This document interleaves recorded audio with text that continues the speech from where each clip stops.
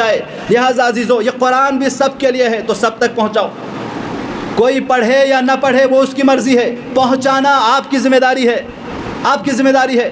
اس لیے شہدائے کربلا کا جب ہم تذکرہ کرتے ہیں، شہدائے کربلا نے اس عظیم سانحہ کو وجود میں لایا، اس لیے کہ یزید اور یزیدیوں نے کہا تھا کہ کوئی اسلام نہیں ہے، کوئی وحی نہیں آئی ہے، قرآن کا بھی انکار، رسالت کا بھی انکار، یعنی ان لوگوں نے اس عظیم ہدف کو، ایک جو کائنات کو ہدایت کے لیے خالق کائنات نے بھیجا تھا، اسی کا انکار کر لیا تھا۔ تو اصحاب امام حسین اور امام حسین اور اصحاب امام حسین نے یہ عزم کر لیا تو ٹھیک ہے، جسم جو تو پھر بھی ہم نے اپنے آپ کو فدا کر کے، قربان کر کے، شہید کر کے پوری دنیا والوں کو سمجھا دیں گے۔ دیکھو جس دن اسلام ختم ہو جائے، قرآن ختم ہو جائے، اس دن جینے کا کوئی فائدہ نہیں ہے۔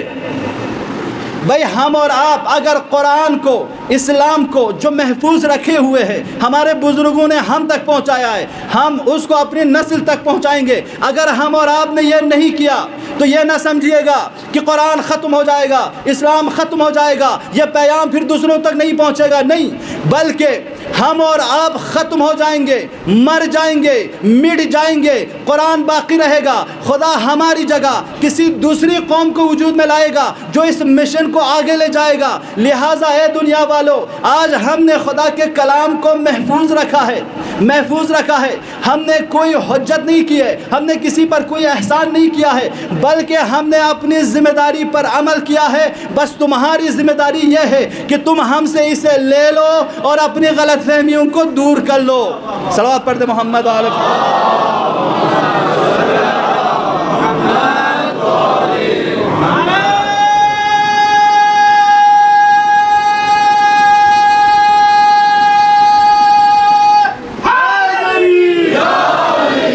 مولا سلامت رکھے۔ لہٰذا عزیزان گرامی، شہدائے کربلا نے جو قربانی دی ہے اس دین کو زندہ رکھنے کے لیے، اس قرآن کو زندہ رکھنے کے لیے، شریعت کو زندہ رکھنے کے لیے، لہٰذا شہدائے کربلا کا آپ لوگوں نے تذکرہ سنا ہے۔ میں آج آپ لوگوں کو ایک جوان شہید کربلا کا تذکرہ سناؤں گا، غور سے سنیں گے، جن کا نام ہے حضرت عبداللہ بن عمیر۔ بس اس کے بعد زحمت تمام کروں گا۔ حضرت عبداللہ بن عمیر کوفے کا رہنے والا ہے، مولا علی کے صحابیوں میں سے ایک ہے، مولا علی کے چاہنے والے ہیں، اہل بیت کے چاہنے والے ہیں، اور امام حسین کے اصحاب میں شامل ہونے جا رہے ہیں۔ کوفے میں رہ رہے ہیں، تازی شادی ہوئی ہے۔ منقول روایتوں کے مطابق 17 دن یعنی پہلے، اس واقعے سے پہلے جو جا رہا ہے وہ، یعنی آج کے دن سے پہلے سمجھیے آپ، کربلا میں پہنچنے سے پہلے 8 محرم کو کربلا پہنچا ہے، 8 محرم کو کربلا پہنچے ہیں تو 17-18 دن پہلے ان کی شادی ہوئی ہے۔ ام وہب ان کی زوجہ ہے۔ اب یہ کوفے میں رہ رہے ہیں، اچانک اس نے دیکھا کہ جوانوں کی بڑی بھیڑ جمع ہے اور ابن زیاد کے لشکر سلیکٹ کر رہے ہیں کون فوجی بن سکتا ہے، کون فوجی نہیں بن سکتا ہے۔ یہ شخص عبداللہ بن عمیر کلبی، جن کو ابو وہب کلبی کے نام سے بھی تاریخ میں لایا ہے، ٹھیک ہے، عبداللہ بن عمیر کلبی آتا ہے، اس جھنڈ کو پوچھتا ہے کیا وجہ ہے، کیوں، کس لیے آپ لوگ یہاں پہ جمع ہیں؟ وہ لوگ کہتے ہیں کہ ہم اس لیے یہاں جمع ہیں کہ فاطمہ زہرا کے فرزند حسین ابن علی سے جنگ کے لیے ان لوگوں کو جمع کیا جا رہا ہے۔ تو وہ اپنے دل میں کہتا ہے کہ میں تو مشرکین سے لڑنے کے لیے دل میں تمنا رکھتا تھا، آج تو میرے وہ مراد پوری ہو رہی ہے کہ اب تو کیا بہتر ہوگا کہ میں امام حسین کے اور امام حسین کے اصحاب کے خلاف لڑنے والوں سے لڑنے جاؤں گا، تو اس دوران تو میرے اپنے دل کی حاجات بھی پوری ہوگی اور ساتھ میں مجھے اجر و ثواب بھی ملے گا، یہ دل میں سوچتا ہے اور اسی جذبے کے ساتھ آتا ہے گھر میں۔ جب گھر میں آتا ہے تو اپنی زوجہ کو مطرح کرتا ہے، تازی شادی ہے نا، اطلاع دیتا ہے کہ دیکھو میرا یہ ارادہ ہے کہ اب یزیدی لشکر، ابن زیاد پوری یزیدی لشکر بنا کے لے جا رہے ہیں، میرا مولا تنہا ہوں گے، اب میں مولا کی مدد کے لیے جانا چاہتا ہوں، میرے نصرت کے لیے جانا چاہتا ہوں، بتاؤ تیرا کیا ارادہ ہے؟ دیکھو اگر زوجہ انتخاب کرنا جوانوں، اس کوالٹی کے زوجہ انتخاب کرنا، نہیں کہا ابھی تازی شادی ہوئی ہے، ابھی کہاں جاؤ گے، ہمارے سواگ کا کیا ہوگا، مجھے تنہا چھوڑ کے کہاں جا رہے ہو، نہیں، بلکہ کہا، بلکہ کیا، اس نے تو اس شوق جو جذبہ ان کا تھا اس میں ہوا دی، کہا آپ نیک کام کے لیے جا رہے ہیں، وقت کے امام کی نصرت کے لیے جا رہے ہیں، اور آپ خدا آپ کے ناصر و مددگار رہے، لیکن آپ سے گزارش ہے کہ مجھے بھی ساتھ لے چلیں۔ جوانوں، جوان ہے نا، یہ صحابی جوان ہے، بڑے قد و قامت، بڑے بہادر ہے، بہادر جس نے مولا علی کے ساتھ جنگوں میں بھی شرکت کی ہے، جوانی ہے ابھی، لیکن یہ شخص اتنا جذبہ رکھتا ہے کہ اب ان دونوں رات کے سناٹے میں دونوں نکلے ہیں مولا کی نصرت کے لیے۔ 8 محرم کو پہنچے ہیں، کہاں پہ؟ کربلا میں امام حسین کے ساتھ۔ کیونکہ ٹائم نہیں ہے، میں واقعہ کو صرف ان کی شہادت تک آنا چاہوں گا۔ تو یہ جب پہنچے ہیں عزیزوں کربلا میں، تو 2 دن کے بعد جنگیں شروع ہوئی، الاتش کے ساتھ آئے ہیں، پیاس کے امام حسین کے یہاں تو محشر ہے۔ جب دونوں پہنچے، روز عاشور کا دن آیا، عمر سعد نے تیر پھینک کر جنگ کا آغاز کیا۔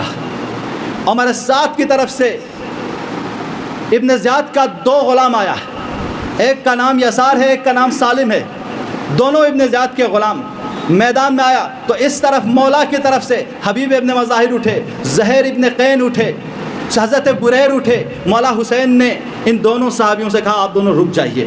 اتنے میں حضرت عبداللہ بن عمیر کلبی اٹھتا ہے، کہا مولا مجھے جانے کی اجازت دے دیجئے۔ پھر مولا دیکھتے ہیں بڑے قد و قامت کے مالک، بہادر، شجاع، بابا کے صحابی، دلیر ہیں، کو حریف برابر پائے تو مولا نے فرمایا، کہا آپ جا سکتے ہیں۔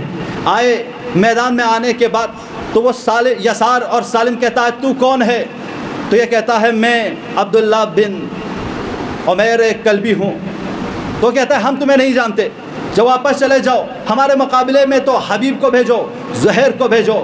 تو یہ جوان دلیر جذبے میں آ کے کہتا ہے اے دشمن دین، تجھے پتا ہے کہ میں کون ہوں اور تجھ سے زیادہ طاقتور ہوں، شجاع ہوں، بہادر ہوں، پھر تو کیوں دوسرے کو بلا رہا ہے؟ آ پہلے ہم اس سے تو لڑ لے۔ بس یہ کہہ کر رجس پڑتا ہے، رجس پڑھتے ہوئے میدان میں آتا ہے، پہلے یسار کے سر کو تن سے جدا کرتا ہے، اتنے میں سالم پیچھے سے حملہ کرتا ہے، حضرت عبداللہ ایسے اس وار کو اسے ایک ہاتھ سے روکتا ہے تو ان کی ایک انگلی منقطع ہو جاتا ہے، دوسرے طرف سے وہ وار کر کے اسے بھی واصل جہنم کر کے یہ رجس پڑھتے ہوئے آتے ہیں تم ہم سے لڑنے آئے ہو، ہم علی بن ابی طالب کے لشکر کے سپاہی ہیں۔ یہ رجس پڑھتے ہوئے آئے تو ان کے زوجہ کو بھی جذبہ آ گیا، وہ بھی آئے اور یہ دعا دیتے ہوئے اے میرے سر کے تاج، میرے ماں باپ تم پہ فدا ہو، ابھی اب عبداللہ الحسین کے سپاہیوں میں لڑتے رہو، آگے بڑھتے رہو۔ جب اس نے اپنی زوجہ کو میدان کی طرف آتے ہوئے دیکھا، پلٹ کے آئے، اپنے زوجہ سے کہا خیمے میں واپس جائیے۔ تو زوجہ کی بھی غیرت تھی جوانوں، اگر انسان کو بیوی ملے، ہمسر ملے تو ایسے ملے کہ اطاعت الہی میں اس کی مدد کرے۔ وہ زوجہ ایک جذبے کے ساتھ آتی ہے، آ کے حضرت عبداللہ سے